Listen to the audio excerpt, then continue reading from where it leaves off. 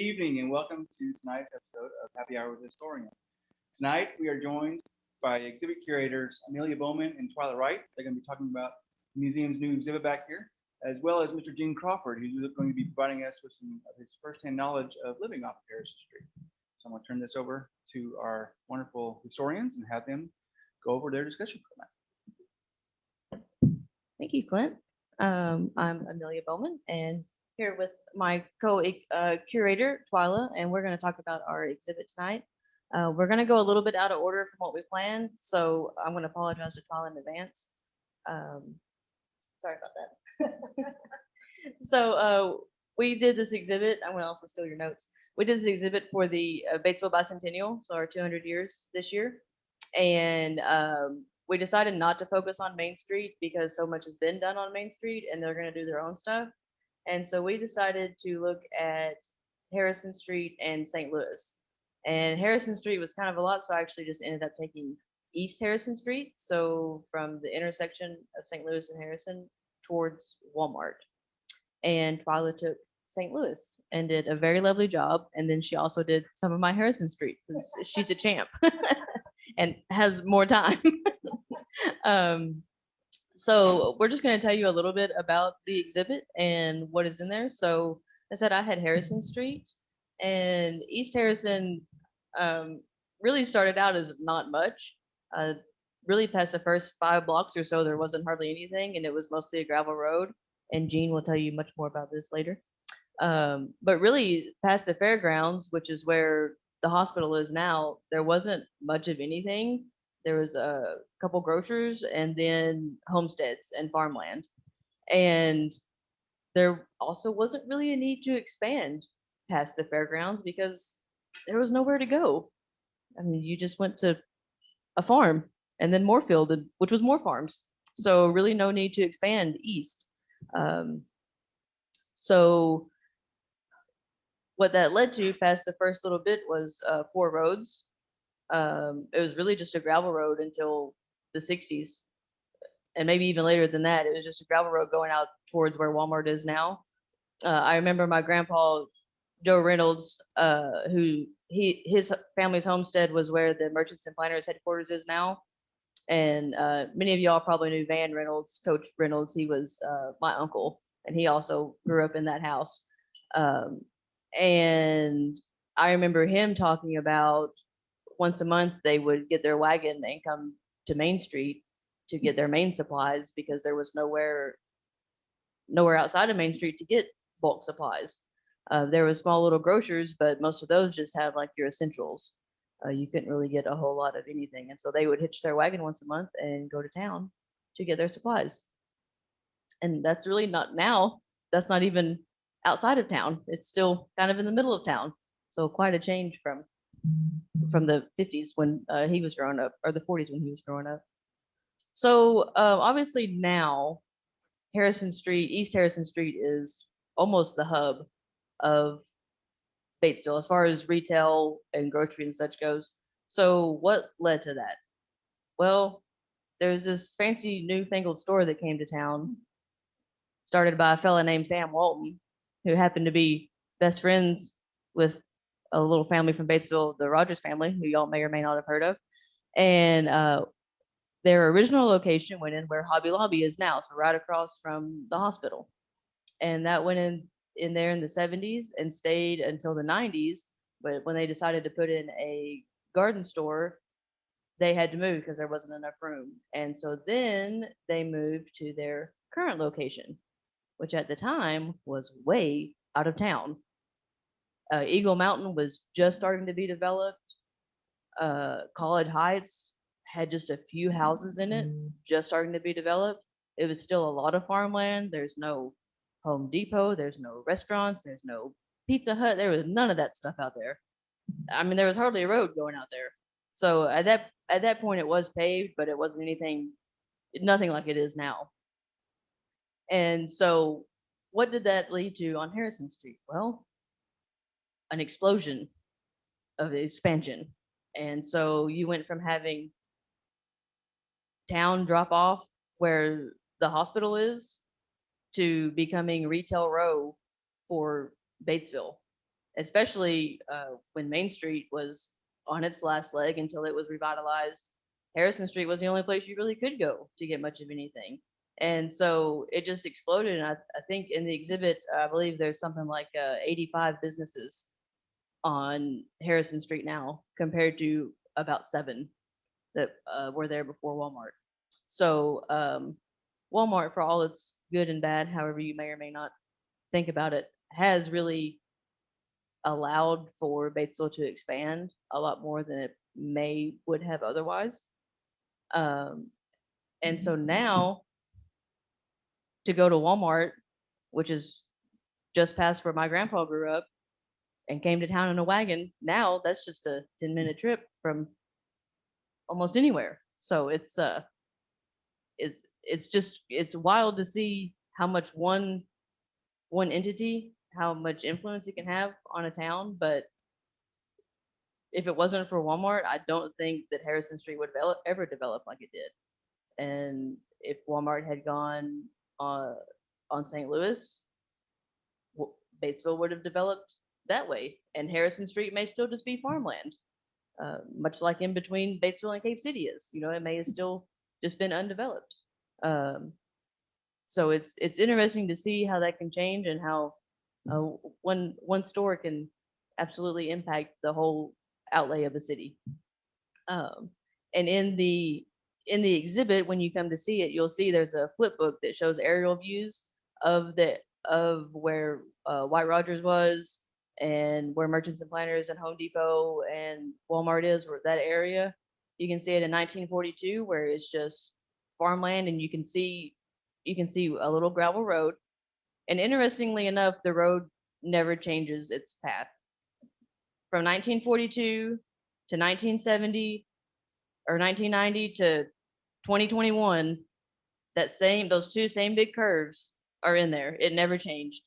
And so that's really interesting to see. But there's aerial views that show the growth, and there's really not much between 1942 and 1990 when Walmart first came in. But then after Walmart comes in, huge explosion. Just growth everywhere, buildings everywhere, changes everywhere. So it's really interesting. I love the aerial photographs just to see how much it changed everything, the development, the houses, the schools. I mean, so many things there. And I really think that that both of our parts of the exhibit show just well, that was rude. How much things just change over the years. And we also have an aerial view of Batesville now with some things tagged, which I know Twyla's going to talk about more. So I'm not going to steal your thunder any more than I already have. But that's kind of the summary of my exhibit, and I certainly hope that y'all all come down and see it. We are back to our normal operating hours, so please come visit us. And with that, I'm going to hand it over to Miss Twyla to discuss St. Louis and part of Harrison that she did. Okie dokie. Yeah, it's been real fun working with Amelia on this, because when we first started saying, how can the museum celebrate the Bicentennial of Batesville? And we've done so well on Main Street, and we've got the book, which has been added to and is now Bicentennial edition. It's for sale here in the gift shop. And so we said, what could we do that was more than just celebrating the beginning of Batesville? And so we said, how about let's go east, because that's what's happened with the town. But let me back up. We have, oh, you can't see it, but if you come here, you can. Over in the corner, we have got a piece of a tree, a little slab that was once a tree in the Tebbets house, which is the oldest house in Batesville. It was built in 1842.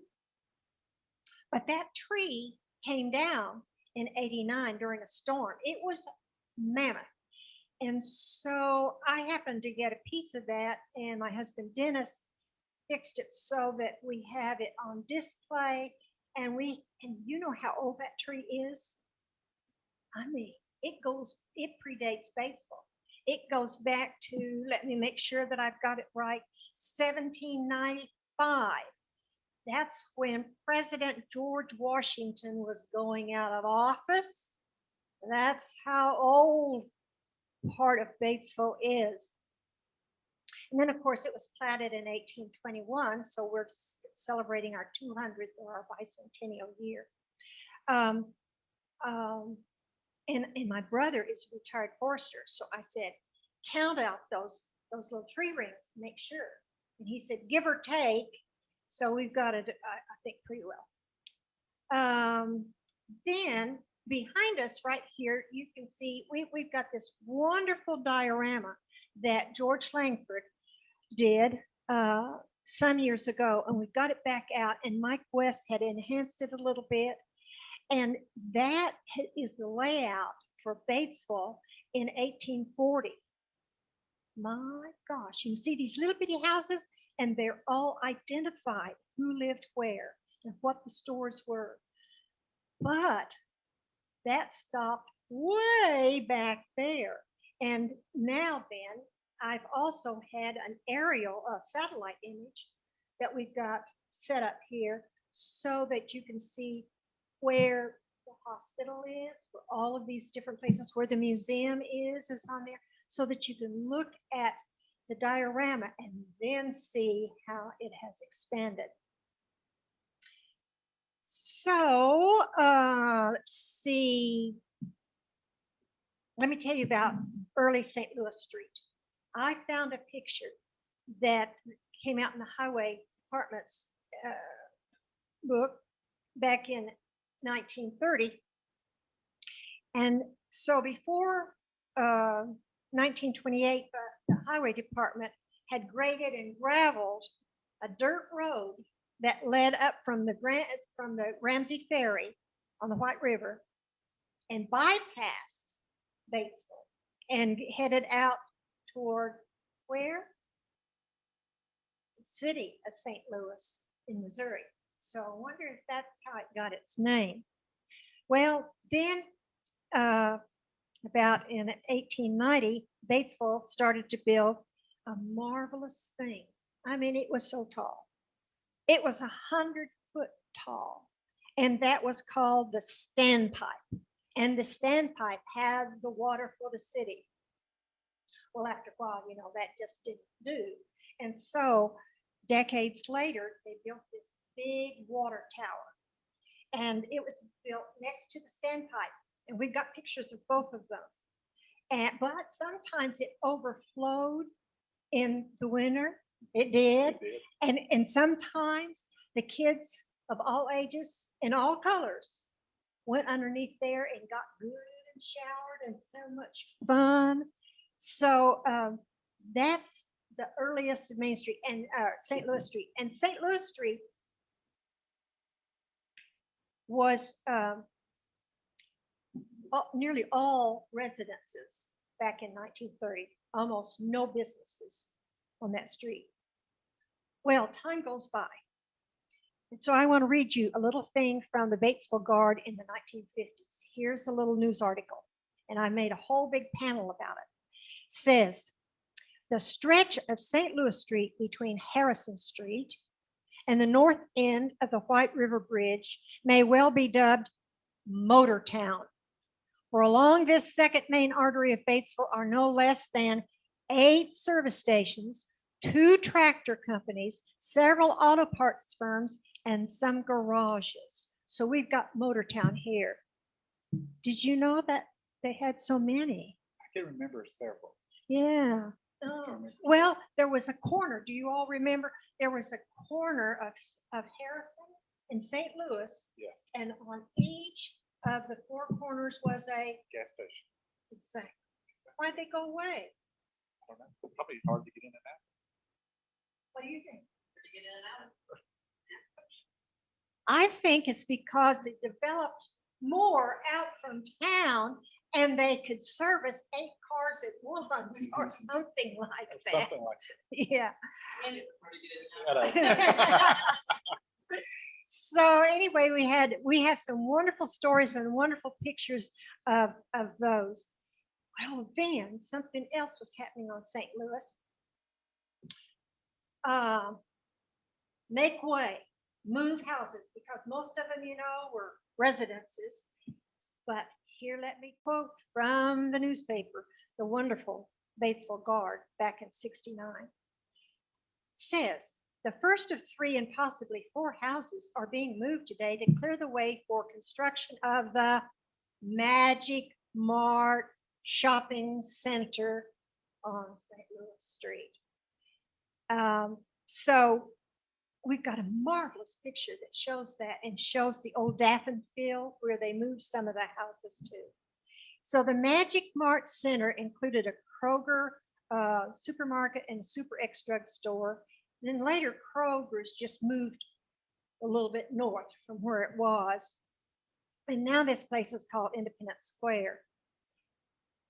But I drove up and down and said, is there not another plain little old residence, a house where they used to be all over the place? And I found one, and it's still being lived in. I'd hate to back out of that to St. Louis, but it's being lived in, and it's still right there.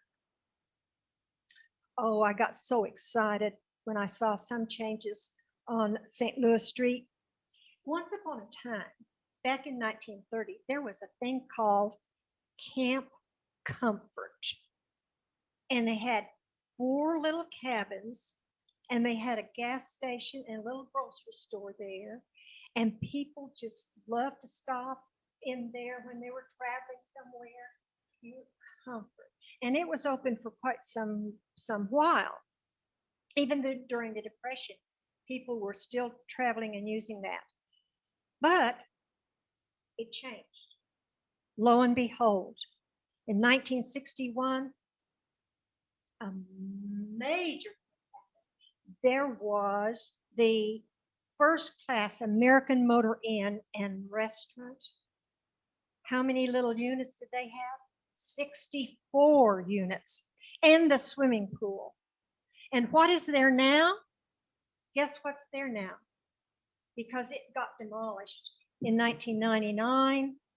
They got rid of that, and they put in its place McDonald's. And McDonald's is still there. Yeah, it is. Well, then let me take back in time a little bit over here, which you can't see, but come and look at it. Dare I say, there were 2 aromas coming from the industries on St. Louis Street still, because they're still there. And one of them was chicken, the poultry industry. And J.K. Sutherland developed that, and he got it going so magnificently. And he would charter out with the various growers out there to. And he finally had 350 of the growers for those chickens. And then in '63, he built a larger hatchery. And then after time, he decided he didn't want to do that kind of on his own. And so ConAgra came in, and now we have Ozark Mountain Poultry. Plus, what's that other place called? Townsend's. George's now. That's right. So that was one of them. The other one, the other industry that is still there is the bread. Smell that around?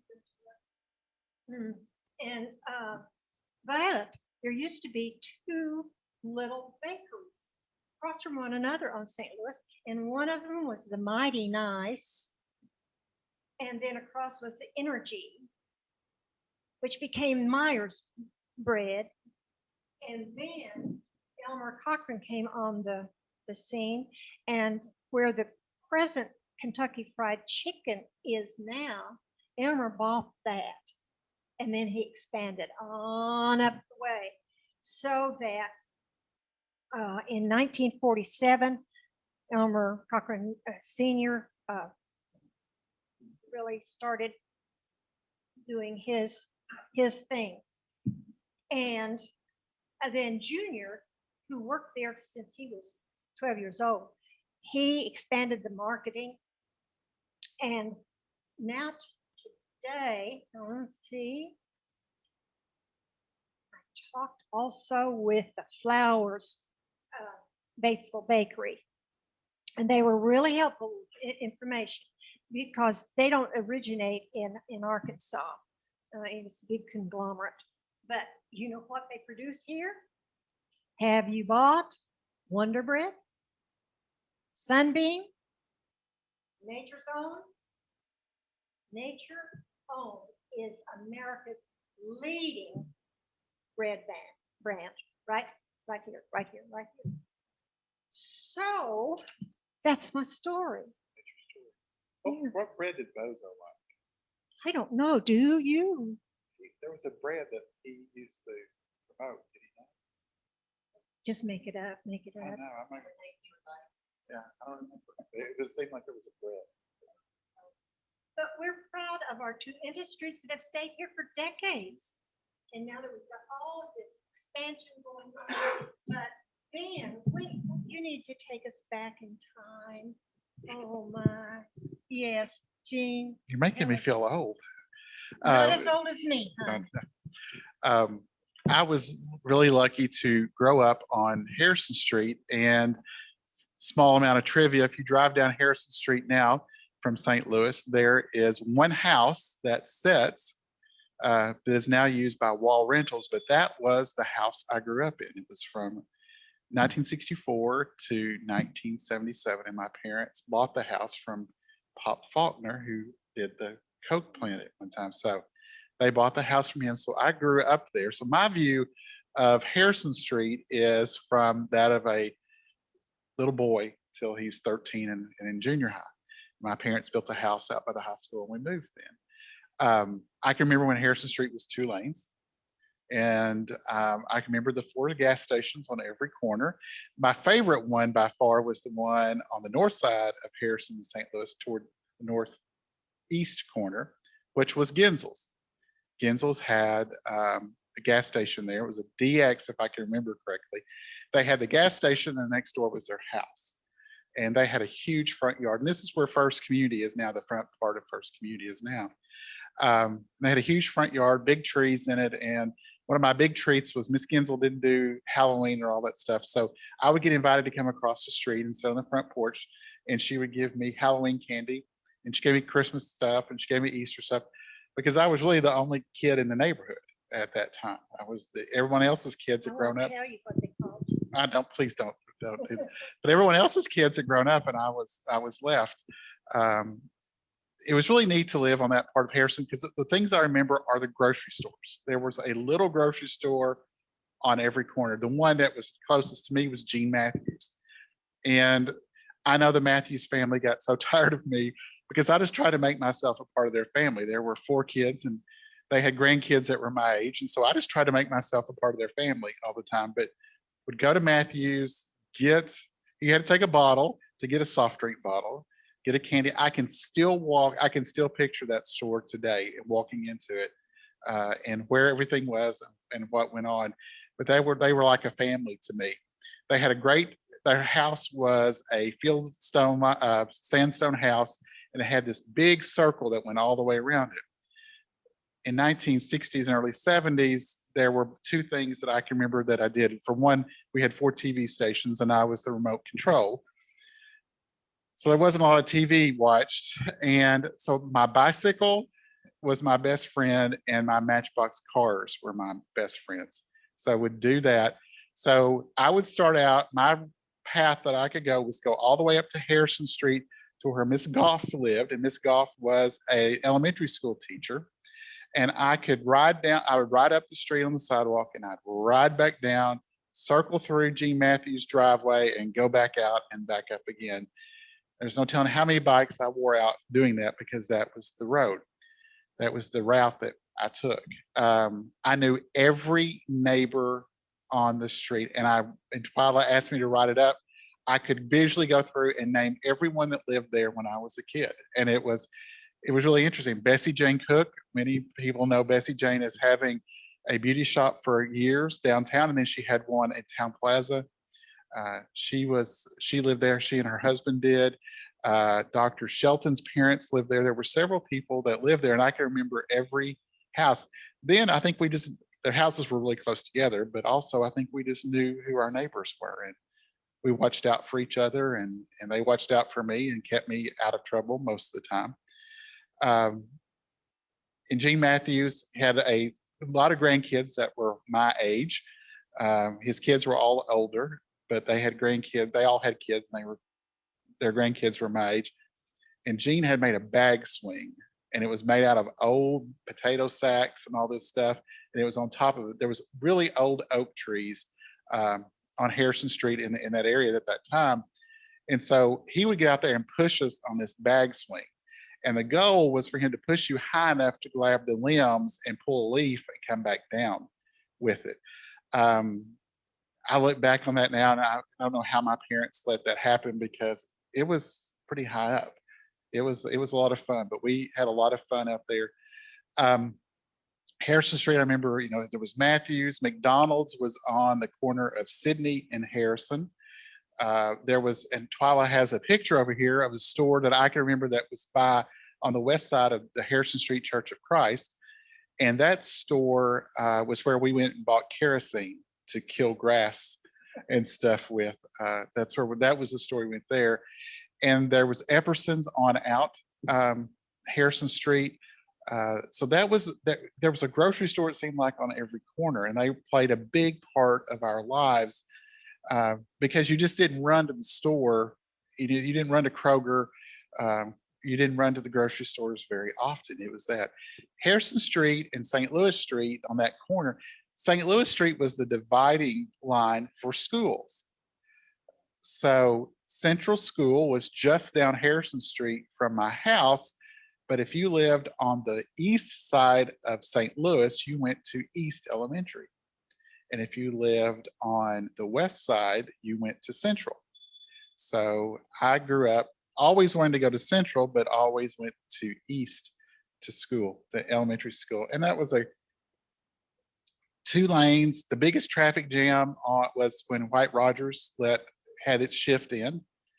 And they would come and the traffic would back up. And so the only thing you could do if you wanted to go back toward downtown, which we do all the time here in Batesville now, was to go east and circle the block and get back so that you could go downtown. It was a great time to grow up. Batesville was completely different then. I can remember when the hospital was built. And yes, Twyla, I remember when Walmart went in. We would ride to the city pool, which everybody knows now is the Mickey Mouse pool. That as we got older, we could ride to the pool. And then also to go to Row Lake and to the ballparks. The ballparks were down where the community center is now. And that was where we all played baseball. And those were the time, so it was really easy, compact area. It seemed big then, but not so much now. And then of course, Oaklawn Cemetery was there. I don't remember the fair being where the hospital is.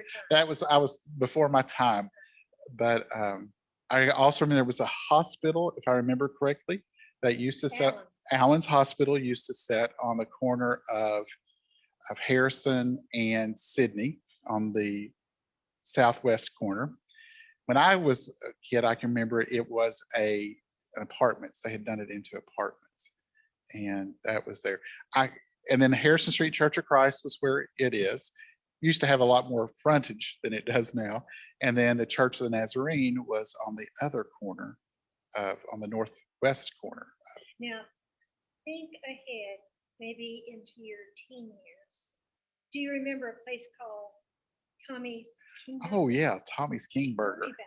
Tommy's was really close to Batesville High School, and so Batesville High School in the 70s and 80s, you got to leave at lunch to go eat. And so if you had a club meeting and you needed to get back for the club meeting, you could run to Tommy's real quick and get a burger or barbecue or something. The thing I remember about Tommy's is the counter for some reason. It was kind of a jeweled looking counter. Amy, you're shaking your head. but Tommy's was the place to go. It had a jukebox. We'd go in there. I can remember it used to have pinball machines in one room, and there was a car wash. And for earlier generations of BHS students, especially after Batesville moved to the where it is currently located, that was an easy, convenient place to go eat. And so, yeah, Tommy's played an integral part. In fact, there was someone posted about Tommy's when the building was torn down, and I was reminding some of our friends that that was where we'd go to lunch. And you always were looking for the place that you could spend. I was given $10 a week to eat out, and so you had to go know those places where you could spend $1.50 so that you would have enough money left on Friday so you could go do the Pizza Hut buffet and pay for that. So you learned the places you could go to eat and have enough money. And you weren't one of those people on Halloween in front of Tommy's. No, I didn't. You know never. what they did? They would make the street slick with throwing eggs. At cars. Yes. Yeah. But you didn't. I never. No, we never did that. We weren't allowed to do stuff like that, or we weren't. Well, they probably weren't either. They just got away No, with it. that's right. But isn't Batesville a fun place too, especially when you can go back in those memories and compare the then and now? Yes, it is. And it's really, having been gone for a 23-year period, it was amazing how Batesville changed during that time. But there's also a lot of things that stayed the same. The people are the same. The love of history has stayed the same. The wanting to preserve who we are and what our heritage, and that we did come up from the river and the bio, and wanting to do that. Those things, when you've lived in communities that didn't keep those things and didn't preserve them, you're very thankful that you are in a place that has and can tell this story and tell this history. And that you can remember Ideal Bread and J.K. Sutherland. And I don't know, a lot of people realize the impact those early industries had on this community. You basically, you had White Rogers, when J.K. Sutherland came in and started the chicken operations, and how it transformed the farming to offering a different crop that you could have. And then when Banquet came in and started there, and then Ideal, it was a different world industrial wise. And then, the big one that came to Batesville that really changed was when Arkansas Eastman came. That was the one that really made Batesville go to a different level. I can remember neighborhoods started being built, and it was just a big change at that time. And but even back in White Rogers, that's been defunct for a long time. Mhm. But I didn't realize until I was researching, they employed 750 people. Yes. And for years, that was a major place. Right. And early Batesville, I remember my parents talking, one of the few places was the International Shoe Company, Yes. which was down by the river. Uh-huh. And there's still a couple trees, I think, that are still down there that were in front of that building at the time. But that was, we made shoes in Batesville. That was a really important industry at the time as well. And then we have so many more of the places on Harrison and on St. Louis. Gene, I'm going to go back here and I'm going to get a big scrapbook just to Okay. show that what we got. Go ahead. Okay. When Walmart, I can remember when Walmart came, the change that was, and I was glad that Twyla mentioned about Magic Mart, because that really, when you shopped in Batesville, you went downtown. I mean, that was really it. And that Magic Mart, Kroger, Super X Drug strip mall that went in really changed the face of Batesville and shopping for a lot of people, because prior to that, pretty much everything was downtown. Even Safeway was downtown, and there were small grocery stores that were on Main Street. But that really changed the way Batesville shopped and did. Do you need some help? Yes. Let's show off. Maybe. Let me put it back here for a minute. We've got this great big scrapbook that we've made, that it's filled with stories and pictures and how things have changed right along on each of the streets. There was a photographer, Ron Glasgow, has taken a lot of pictures contemporarily so that we can tell the stories, we can show the way it was, and then what it has become. Did you know that there were 2 murders on St. Louis Street? No. They were women that were related. And they were known to fight with one another. And one night, they both died. And they were found in their beds. And the doors were locked. Oh, we'll tell you more. So come and look at all the stories that we have for you to see. Thank you. Wrap us up, or Or do you want to wrap us up? Or we can wrap us up. Okay. Anyhow, this has been fun. Hope you'll come and celebrate the bicentennial with us. Very much so, yes. Did you learn anything? I learned all kinds of things. I learned every night we have these, I learned more and more about Batesville and its history and more of the things that I didn't even know, especially about the murders and everything else and interesting stuff that can happen in this town. So I want to thank Twyla and Gene again for showing up and giving us a wonderful discussion about Harrison and the new exhibit that everybody needs to come down and see. So thank you all for joining us here for Happy Hour with the Historian, and hope you'll join us again next time.